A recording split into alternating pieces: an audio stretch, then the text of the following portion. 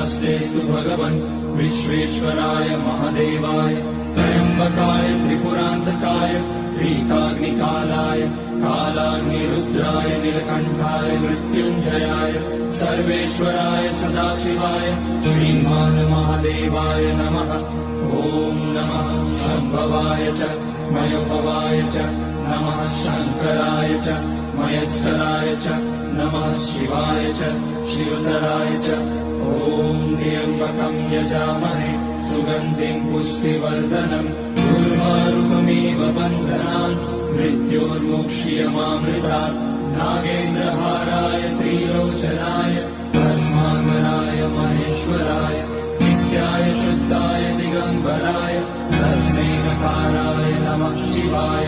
Mandakini सलिलचन्दन चर्चिताय Nandishwar प्रमथनाथ महेश्वराय